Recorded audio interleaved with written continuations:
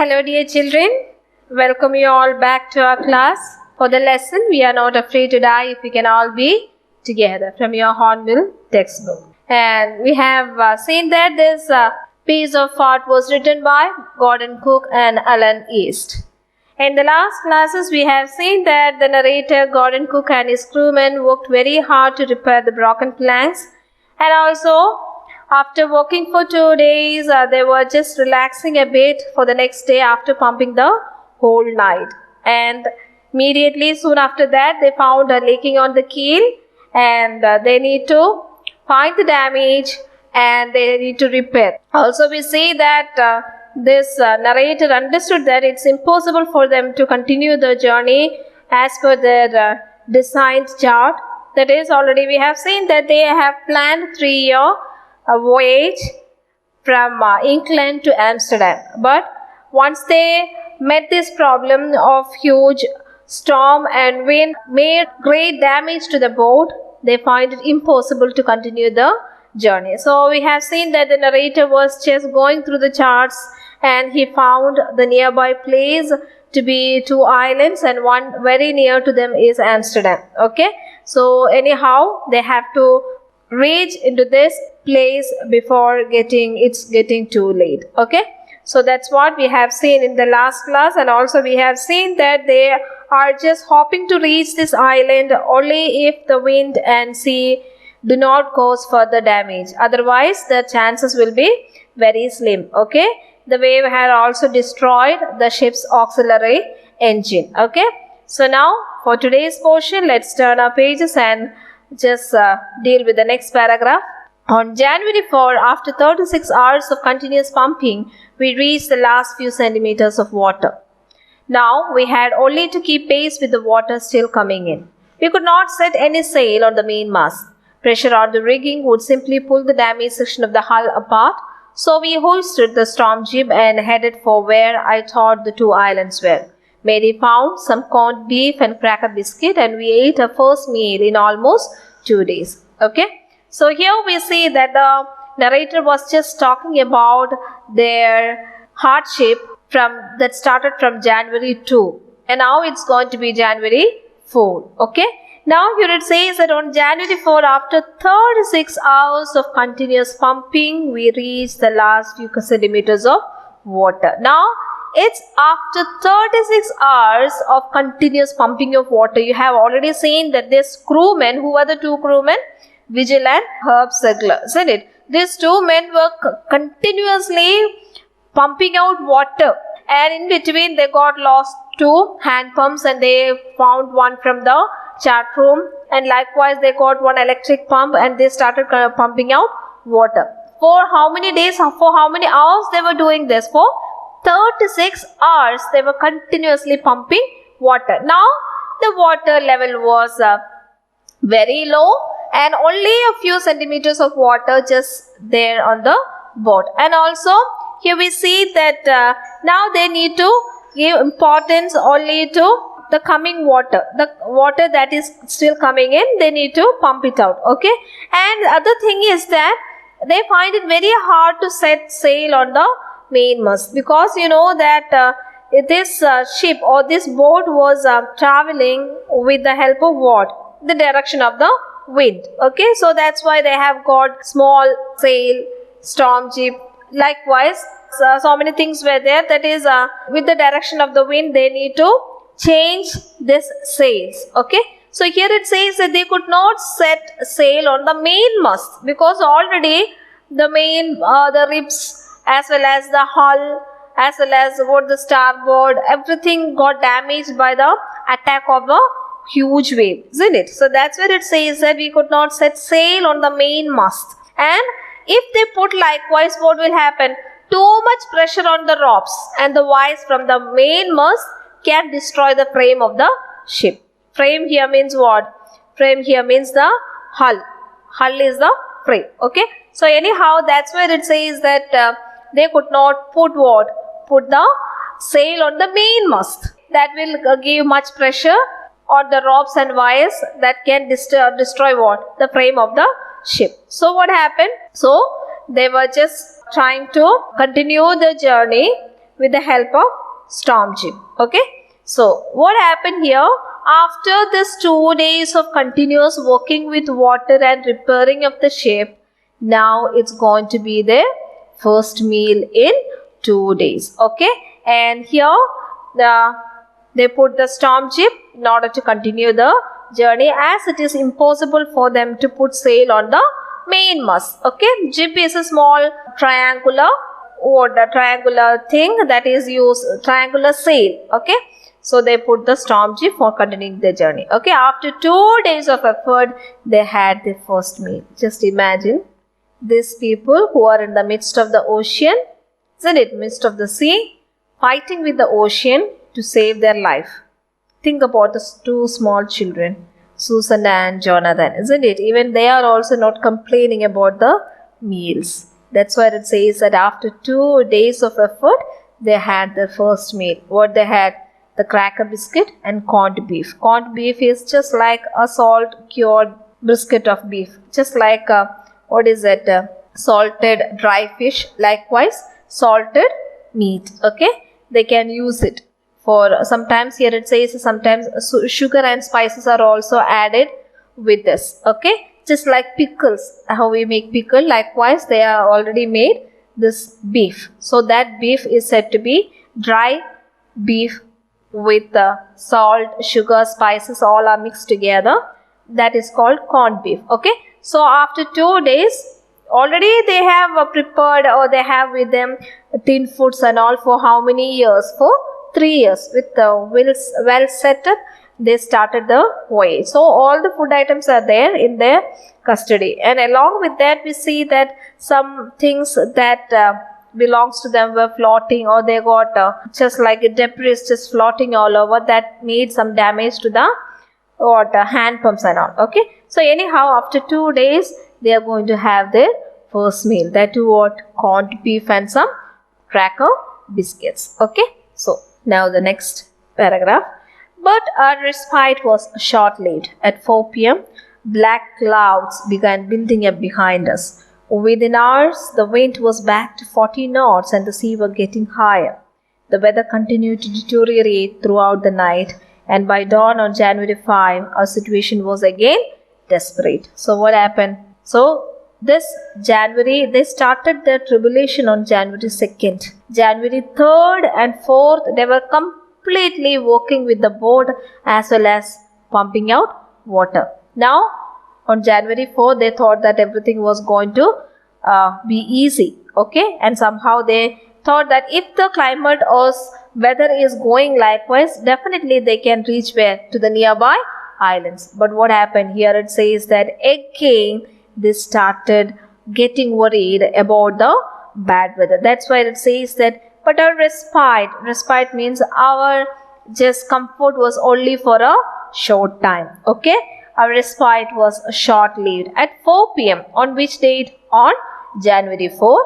At 4 p.m. they saw another symptoms of bad weather. What is that? They started experiencing black clouds gathering around. So it says that if it's going to be a heavy rain, definitely they find it impossible to withstand with the situation. Already there are some holes and gaps in this boat. Isn't it? And already we have seen that the narrator was just putting some canvas cloths on the deck to cover up the gaps. Isn't it? So if rain is also going to happen accompanied by strong wind and waves, definitely they will perish in the sea. So that's where it says that their comfort and their relaxation was only for a short time. At what time? On January 4 p.m. they again started experiencing a heavy wind behind them, and they says that it is impossible that they could not sail on the mainmast. Okay, so they hoisted the storm jib and sailed towards the small two islands. And here we see that the wind was now 40 knots and the sea was getting higher. Okay, the speed of the wind was 40 knots. Okay, nautical miles, and the sea was also getting higher. And we see that the weather got worsen by the early morning of January 5. Somehow they spent the entire night. But with confidence they were heading towards the direction of the small islands. Okay, you should understand one thing: the voyage of this, or the journey of this ship, depends upon the direction of the wind. In accordance to the direction of the wind, they have to set the sails. Okay, with the help of the ropes, they have to change the direction of the sails in accordance to that small sail there, big sail there, then main storm jib there. Likewise, okay, they have to change the sails in accordance to the direction of the wind with the help of the rope. Okay, so anyhow, they find that things were getting worsened by the morning of January 5. It started January 4 at 4 p.m. and now it continues to the next day of January 5. Then, next paragraph. When I went to comfort the children, John asked, "Daddy, are we going to die?" I tried to assure that we could make it up. "But, Daddy," he went on, "we are not afraid to dying if we can all be together. You and Mummy, you and I." See, I don't have words to say about these children. These children are giving great support to their father who are in this dire situation. Here we see that Gordon Cook, along with the rest of the crewmen, after seeing this strenuous situation, after seeing the situation is getting worse and worse, definitely they might have thought that this is going to be the end of our life. Now this children is standing here with great support. Here we see that when the father went to visit or comfort the children who are just watching all these things, the small child, Jonathan, who is only 6 years of age, you should understand the age of these children. They are too small that they were just telling something that we can't even digest. What is that? When father went to comfort the children, Jonathan asked, Jonathan asked, "Daddy, are we going to die?" Can you just imagine the mental situation that the father was just going through when the son asked this question? Isn't it? He also understood something, that they were in the middle of the sea. They trusted their parents very much. That's why without any complaint, even after Susanne has got a blow on her forehead, but still she was not complaining. These children are very understanding children. They can see the things very clearly. They know how to behave properly. So here, Jonathan is asking, "Daddy, are we going to die?" Then the father, with great stress, what he did? Here, he is just facing a great pathetic situation that no father in the world would like to hear these words from a son. So here, he was just trying to assure the boy. And here it says that I tried to assure him that we could make it up. He was trying to assure the boy by telling that we could somehow make it up. But what happened? Before getting an assurance from the father, the son uttered something. What is that? He went on. What he said? "We are not afraid of dying if we can all be together." And again he says that together means what? With you, with Mummy, with Susanne and I. Because that is the spirit that this child is just exposing here, the spirit of being united in a family. Let me ask you, how many of you will be stern enough to say this to your parents when you are facing a crucial situation in your family life? You have grown up now. You can see things very clearly. But I'm asking you, can you be mature enough to say something like this 6-year-old son said to his father, who was standing in a very pathetic situation, who was just moving his life in an entirely disastrous way? And he may be thought of giving some comfort to the children. Now the children is giving a great deal of support to their father, telling that, "Papa, we are not afraid of dying if we all are together. If you are dying, we are dying together. If we are living, we are living together." See, that is the love. That is the affection, compassion that the parents have taught these children. And these children are standing very close with great support and courage to the father. Don't get worried about our life. If you are dying, we are dying together. Not me alone, not Susanne alone, not father alone. We all are dying together. We are happy about that. That's what it says, that we are not afraid to die. We are not afraid to die. We are not afraid of dying. What is that? If we can all be together. That includes you, Daddy. I'm not dying alone. You're also there, Daddy. Mama is there. Susanne is there, and I am there. I'm not afraid, or we are not afraid, if we can all be together. Now, after this, the narrator says that I could not find words with which to respond. But I left the children's cabin determined to fight the sea with everything I had. To protect the weakened starboard side, I decided to heave to with the undamaged port hull facing the oncoming waves, using an improvised sea anchor of heavy nylon rope and two 22-liter plastic barrels of paraffin. That evening, Mary and I sat together, holding hands, as the motion of the ship brought more and more water in through the broken planks.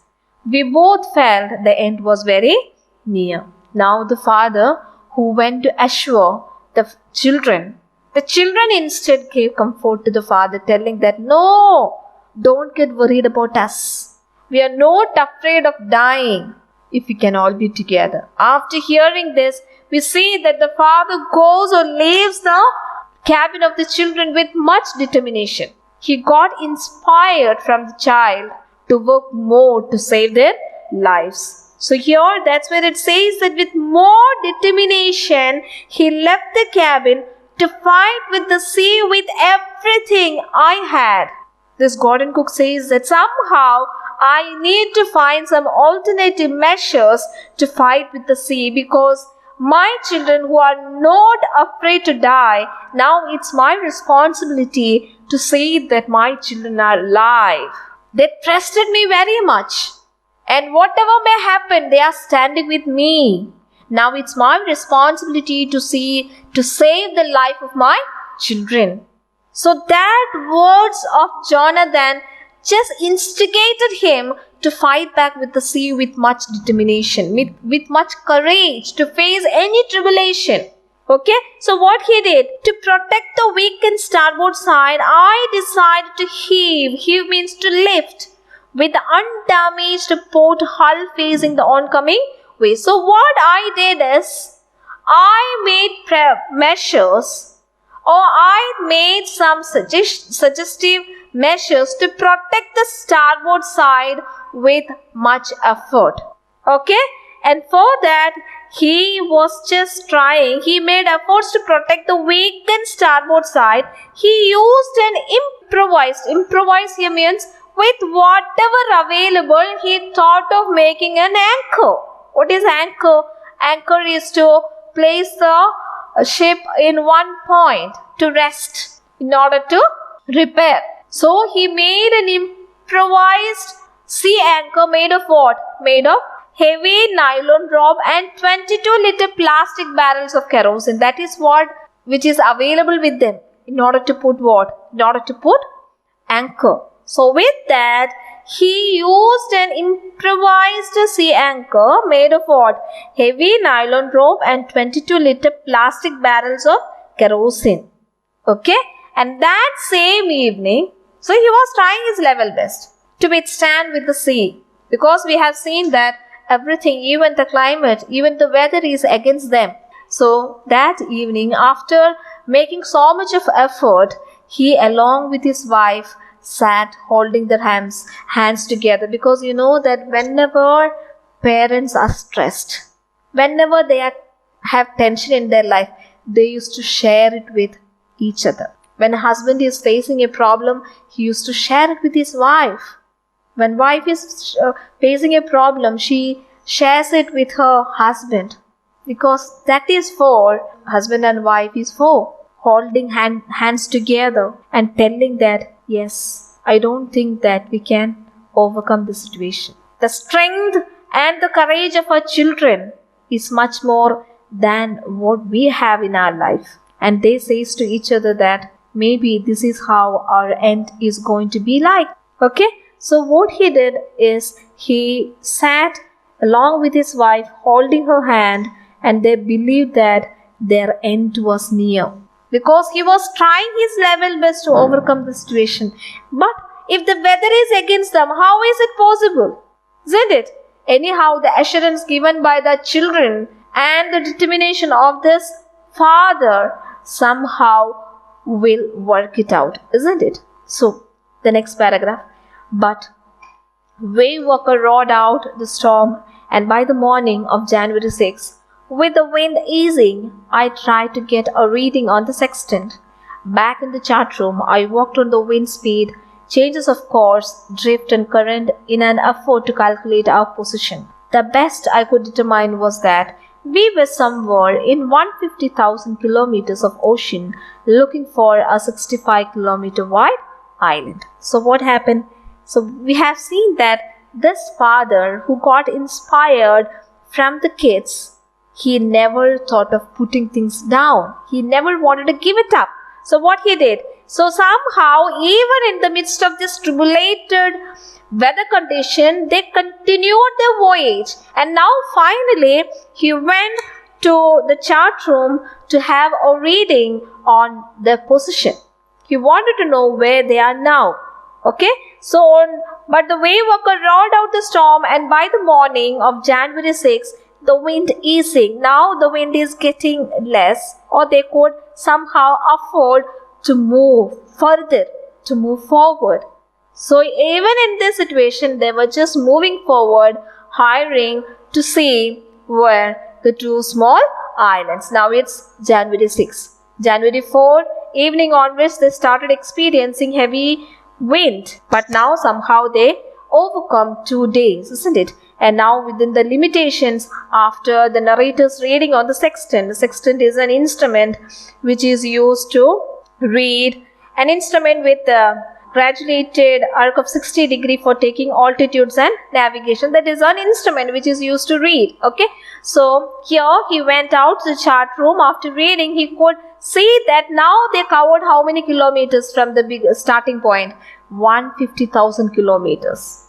And now from here, they need to look forward a small island which covers only 65 kilometer width. So now they are heading forward to see this one. Okay, so here we see that this family, he worked with the wind speed. Then also here we see that there were 150,000 kilometers areas of ocean looking for a how many kilometer width island? 65 kilometer width island. Okay, so anyhow, they were just moving forward. Okay, and now what happened? While I was thinking, Zhu, moving painfully, joined me. The left side of her head was now very swollen and her blackened eyes narrowed to slits. She gave me a card she had made. On the front, she had drawn caricatures of Mary and me with the words, "Here are some funny people. Did they make you laugh?" I laughed a lot as well. Inside was a message, "Oh, how I love you both. So this card is to say thank you and let's hope for the best." Somehow we had to make it. So we have seen that the narrator and his wife were seated thinking about how they can overcome, or they thought that finally that this is going to be the end of their life. On the next morning, when they went to the chart room, just seeing the speed of the wind, then would see that everything, the climate and the weather is getting favorable to them, and they finally came to know that they passed 150,000 kilometers so far, and now their only option is to see for a small island which had got width of 65 kilometers. By the time who came there? Susanne. Okay, now it's Susanne's chance. Earlier, Jonathan gave a good, support to father, telling that we are not afraid to die if we all are together, dying together. That's not a deal at all. Okay, now who comes here? Susanne comes here. Susanne is the girl of 7 years. Okay, it's only 7 years. She came. Here it says that she came with much pain, because you know that her forehead is having a swollen. It's already got hurt, isn't it? And there's a bump on her forehead, and definitely it may be paining so much. She joined them in pain, and we see that her eyes was also blackened with narrow down slits. Slits means small cuts. Okay, you know that the force of the wind was that much that he just made the starboard side push inward. Maybe the children who were resting in the cabin got some hurt. They maybe got some hurts here and there, and her eyes was now dark in color with small cuts here and there, and her forehead is swollen. Okay, so she came there with great pain, and what she did, she gave him a card, and she gave him a card to the narrator, and that card was made by Susanne. And what was there in that card? On the card, we have seen that in the front of the card was a cartoon image of her parents. Okay, and what was written there? Here are some funny people, and how they made her laugh. Okay, so says that in that it was written about the funny people and how that funny people made her laugh. Laugh here means made her happy. That means she has drawn the picture of her father and mother in the front of the card and says that these people made my life happy. Okay, see, another encouragement from the part of this girl. She is only a 7-year-old girl, and she also very clearly knows that yes, they are going to die in this sea together. But in the midst of this tribulation, she was also trying to cheer up her father by telling that here are some funny people, and these people make me laugh. How they made me laugh? They give me light and happiness in my life. Okay? And also she was trying to tell by opening the card inside, it was written that she loved them both very much. What is that? Here we see that she was just telling that how I love you both. Oh, how I love you both. And this card is to say thank you. And let's hope for the best. Okay. So these children, amidst the situation, they were just giving a great courage and enthusiasm for their father, not to see that they are going to perish in the midst of the sea. Somehow they are standing along with the parents. They are not complaining. They are not crying because they are going to die. They are not worried because they are just experiencing a great wind, a great wave. Can you imagine yourself in the place of these situations? Children, can you give up so much of courage and hope to your parents likewise if you are in the place of this Susanne and Jonathan? I don't know whether it is possible or not. But these kids can give all the very best and all the very encouragement that they can do in this younger age. Now they are turning to be a great inspiration to their dull father, telling that don't get worried, Papa. Don't get afraid. We can make it up because we have the courage. Isn't it? That is their faith in their parents. They know that whatever their parents are doing, it's for the goodness of their life. Okay? They are seeing everything in a positive manner. And also these children are letting a chance to see life with great hope. And also these kids are not sorry for what's happening in their life. They are not troubling their parents by complaining. They are standing along with them with great love, with great courage, standing very near to them, telling them, don't get worried, Daddy. If you're going to die, let us die. If you're going to leave, let's leave together. That is the spirit. That is the title of the lesson. We are not afraid to die if we can all be together. I'm just asking you one thing. How many of you can say this to your parents? How many of you can have the courage to overcome such a strenuous situation in your life? Do you have the same mentality like that of this Susanne and Jonathan? These little children, in the time when parents are losing their hope of life, they are giving hope, telling that don't get worried. We are not sorry for whatever happened so far. We are happy with what we are. And you are the ones who are giving life to our life. And you are the ones who are giving smile to our face. So here, the Susanne and Jonathan are letting a chance for their parents to see life with hope and with fullness. Okay? And these kids telling that, thank you very much. Because for 2-3 days, you are suffering much just pumping out water. And they are not complaining for getting food properly. Only after 2 days they had what? Cracker biscuit and corned beef. They are not sorry about that too. They are telling thank you so much for the efforts that you are taking. Okay? So here Golden Cook is getting much courage, and he may be thankful to God for having such children who can read the mind of the parent and who can just enable them to live a hope in their life. Okay? Now, I checked and rechecked my calculation. We have lost our main compass, and I was using a spare which had not been corrected for magnetic variation. I made an allowance for this and another estimate of the influence of the westerly currents which flow through this part of the Indian Ocean. About 2 p.m., I went on the deck and asked Larry to steer a course of 185 degrees. If we were lucky, I told him with a conviction I did not feel he could expect to see the island at 5 p.m. So, what we have seen there is while he was just going through the chart, we have seen that he possibly noted two small islands very near.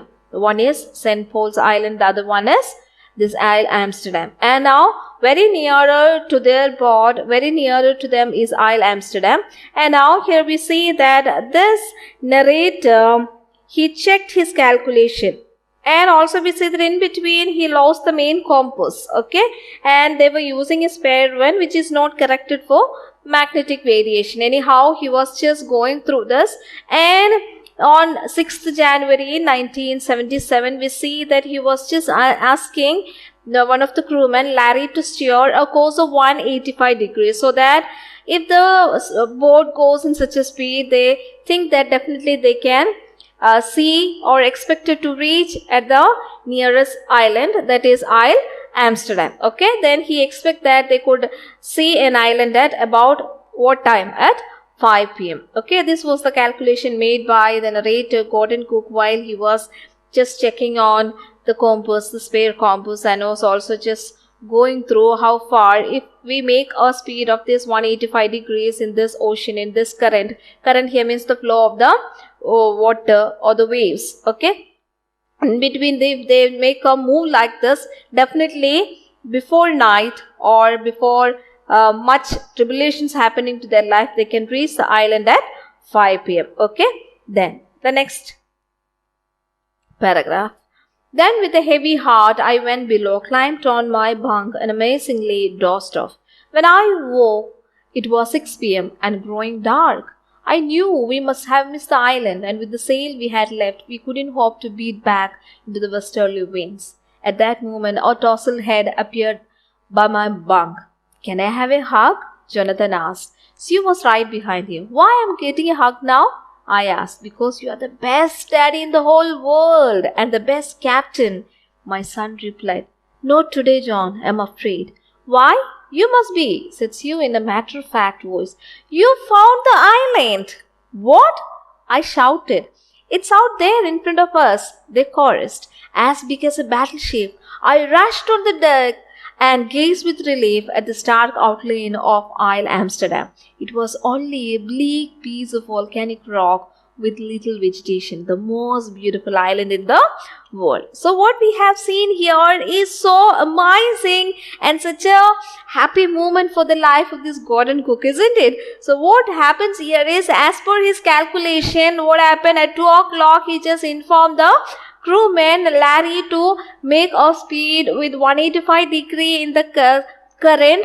So what happened, as he was just giving this instruction, he went to his bunk. Bunk means his bed or the place he wanted to sleep. As he was just lying there, automatically, you know that from January 2nd onwards, he was just experiencing great tension and tribulation in his life.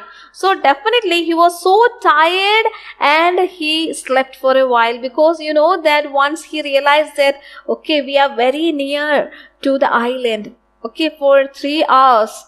So it is now 2 o'clock, 3, 4, 5. After spending 3 hours at bed, he thought that he may woke up and he can reach the island. So comfortably, with great relief, he might have slept. But what happened? At what time he woke up? He expected to reach the Ile Amsterdam at what time? At 6 p.m. And when he opened his eyes, you know that it was around 6 p.m. He woke up at 6 p.m. and it was getting dark outside also. So definitely you can just experience, so you can just think about how this golden cook might have just experienced in his life. Oh, he was so desperate and he was so disappointed as just what to do if they miss the island. And also he was pretty sure that almost a good percentage of the boat was now damaged. Somehow they managed to maintain it to continue the journey, at least to reach this Ile Amsterdam. And now what happened? When he woke up at 6 p.m., he thought that, oh, I missed that Ile Amsterdam, isn't it? And definitely it's impossible to turn and come back, because you know that the southern Indian Ocean is so crucial for them to make a turnaround. So here it says that he felt that it was so bad for them to miss this island. As he was worrying about these things, how to tackle, how to deal with the westerly wind more, as the ship wasn't capable of sailing more, the very moment who came there, here we see that at the moment his son came near to his bed and asked something. And what is that he asked? Can I get a hug now? His son came and asked him for a hug. Can I have a hug now? And along with him, who is also there? Zeus. Zeus is Susanne, isn't it? His daughter Susanne was also there. And now father is asking, what is that he is asking? He was so confused. So he is asking, why I am getting a hug now? Because he thought he missed the island. And there was a little chance for them to save their life. Now he lost it. So that's when it says that it's now impossible to sail more, to continue in this pathetic situation of the ship. It's impossible. And also to come back to this island is also not possible. And now he's asking with much confusion, why should I get a hug now? So here, the very moment we see that his son Jonathan called him as the best daddy in the world and the best captain. Children, can you just imagine this happiness these little kids might have experienced? And the love that is overflowing in their mind towards the Father cannot be expressed in words. Because they have seen, they just felt what death is all about, isn't it? But we see that they gathered courage. They were just giving a sort of hope, an encouragement towards the Father, telling that if we are dying means it's not a big deal, because we are dying together. We are not dying alone. We are dying with our Father, with our Mother. It's not a big deal. And now when they happen to see the small island, here we see that this son is only 6 years of age. Can you just think about a 6-year-old son giving a mature talk like this? And he calls his daddy as what? He says that because you are the best daddy in the whole world and the best captain. And this is the great love and the great sincerity the son is showing towards this father. And also we see that Susanne, who was standing near this Jonathan, she is also supporting this Jonathan, expressing her great love for her daddy. And she said, why, you must be the best daddy in the world, the whole world. And also you are the best captain. What he said is correct. Why? You must be, it says that. And now father is asking, why you are telling like this? Immediately Susanne told him that you found the island because these children who had seen this island very near to them came to inform to their father. Now, can you imagine what sort of expression this golden cook might have been or might have shown at the very moment when Susanne said that you found the island? And he was so amazed at the words of Susanne because he thought that he missed the island. He was worrying about and he was full of tension how to tackle with the rest of the sea in this condition of the boat. Now, here we see that he shouted. It says that, what? I shouted. It's out there in front of us. They chorus. The chorus means they said it together. Susanne and Jonathan said it together. Just look forward. It's there just before us. Okay. And here we see that he was shouting with great joy. Our golden cook is shouting with great joy to see the small island ahead of them. And they could see what? A small outline. And these children says that it's out there in front of us. They chorus, as big as a battleship. See, this is Ile Amsterdam from a farther view. It seems to be like what? Here it says that for these children, this Ile Amsterdam is as big as a battleship. It's a small island. We have seen that it's only 65 or 55 kilometer width. Isn't it? So, as they have seen the outline of this children says that it was as big as what? As a battleship.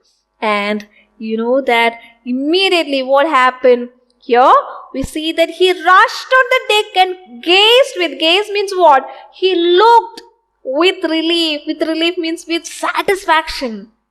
Because this is the moment that he was just waiting for. Isn't it? Now there is greater hope that he can save the life of his children along with crewmen. Isn't it? So far we see that he was working hard, tirelessly, this crewman, Larry Vigil and Herb Segler.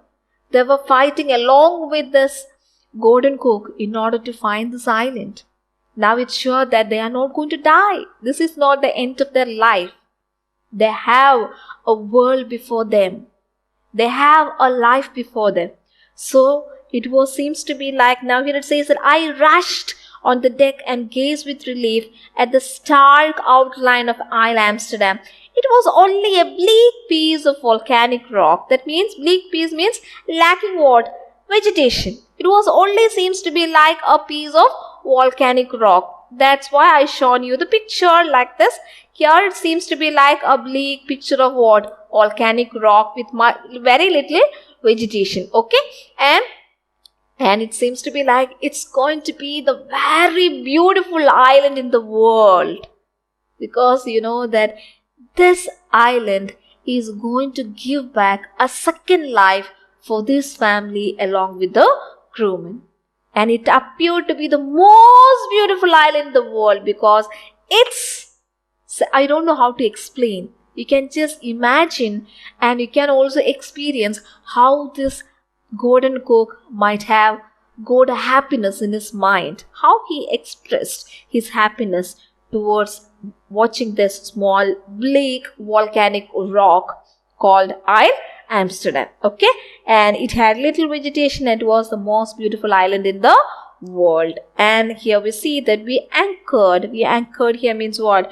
They thought of just mooring a ship to the bottom of the sea, just moor the ship to the bottom there very near to because it's getting dark. Okay, already we have seen that at 6 p.m. it was getting dark outside and maybe because of that they anchored there. Okay, and offshore for the night. So here we see that it maybe this is how they might have seen Ile Amsterdam and they might have anchored very near to this Ile Amsterdam. Okay, then next paragraph. We anchored offshore the night and the next morning all 28 inhabitants of the island cheered us as they helped us ashore.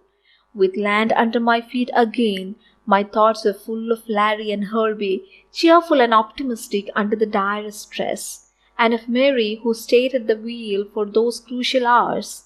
Most of all, I thought of a 7-year-old girl who did not want us to worry about her head injury. We subsequently took 6 minor operations to remove our recurring blood clot between skin and skull, and of a 6-year-old boy who was not afraid to die. So here we see that on January 7 and January 6 evening at 6 p.m. they were very near to this island. So on January 7 early morning, here we see that they moored the ship at some distance from the shore, and the next morning 28 inhabitants of Amsterdam Island. It says that all 28. That means how many people live there? Only 28. Anyhow, these 28 people come to know about this ship or this boat, and they might have come to know that they anchored very near to, some distance very near to this Ile Amsterdam. They helped them to move on to the shore of the land. And now here he says that as I stepped onto the land once again, when I experienced land under my feet, he thought of his crewmen. Because you know that this is a great deal. Because you know that most people are very possessive about themselves. Isn't it? Here we see that these people never ever made a complaint against this narrator, against Gordon Cook. They were also fighting with their life to save the life of the rest of the people. And they might have also heard how the Susanne and Jonathan comforted and tried to keep up the spirit, telling that, don't worry, if we are dying, let us die. Because we are all dying together. There is no worry in that. So that wordings of these kids might have given an optimistic feeling towards this crewman as well as this narrator. Now at the very moment he was just gratefully thinking about this Larry and Herbie, who remained hopeful and optimistic throughout the hardship of the voyage. They are hired people, but still then they were standing together as one spirit, isn't it? And they were just moving ahead to see the small island. And from the bottom of his heart, he was just giving a sort of gratitude towards these people who tirelessly work for pumping out water and steering the ship as per the instructions said by Gordon Cook. Then he very gladly remembers his wife, the best part of his life, isn't it? The better half, his wife, who remained at the wheel during the crucial hours. You might be remembering that when he was washed back into the deck, immediately when Mary said, "We are sinking," he made Mary stand near the whales and immediately he went to watch the kids. So here he remembers how his wife remained at the wheel during the crucial hours, isn't it? Then definitely he remembered, he looked at his very beautiful darling daughter, because she is the one who showed extra courage and brave, and she never thought of bothering others with her head injury. And she has hidden the injured Am, and she never wanted to bother others because she understood that my parents were struggling much and the crewmen were struggling much to save our life. So she thought that my injury is a silly one. Here we see that her injuries were so serious that once they reached this Amsterdam island, or once they reached the land, to their homeland, she had to undergo 6 minor surgeries to remove the blood clot between her skull and skin. Only 7 years of age. And she had got the courage to withstand and bear such a great pain in her life. And she was not crying or she was not complaining. Just think about your life. We are always finding fault with each and everything that we see in our life. We can't bear any pain in our life. What about this kid? She knows the seriousness of a battle between life and death. And she wanted to stand strong with her father. So she just suppressed all the pain. She was tolerating the pain that she was going through, isn't it? And she also got injured at her arm and her 2 black eyes. You may be remembering that she has got swollen eyes with black, isn't it, color? And then with gratitude, he remembers the one who cheered up or the family and the crewmen to have great perseverance in their life. Who is that? It's Jonathan. Jonathan, the very young boy. See the face of this child. He gave courage to his father, telling that we are not afraid to die.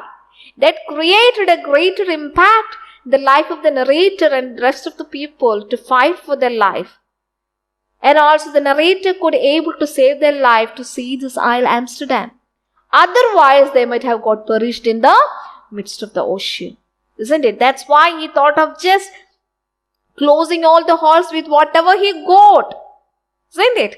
And here we see that the words of this Jonathan, the hope that was given by the children, never did a person lose their hope in order to see their life. Actually, this is how our life also should be like. There are temptations and tribulations in life. Parents might be going through great tension in their life. It's the responsibility of the children to make them so courageous in their life to see life in its fullest form, because ups and downs is a part of life. And at the very young age, only 6 and 7 years of age, these children came to know about these ups and downs in life. And they were ready to struggle to face any hardship. Ultimately, we see that the struggle and the hardship helped them to land ashore with utmost happiness. And we definitely see that the whole family hugged each other, because they might have never, at least once in a while, they might have thought that this is going to be the end of their life, because they faced death. And there is one moment in which the narrator was thrown to the sea and he thought that, yes, I am dead. And he expected his death. He approved that, yes, I am dying. And he thought that let it be peace there in my death. And from there, he is standing on the land of Ile Amsterdam.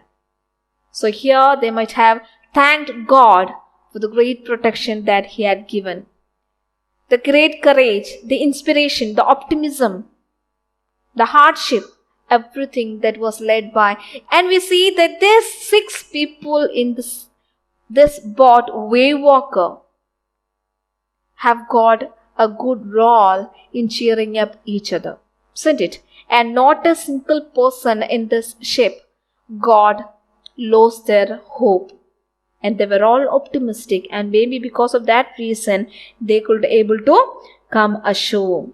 And they could see the land, isn't it? And this is how this lesson, that definitely, if you just think about the life of these children, and it gives a great inspiration towards our life to see life in its beautiful form when we are facing troubles. Okay, so with gratitude, this narrator thanked each and every person.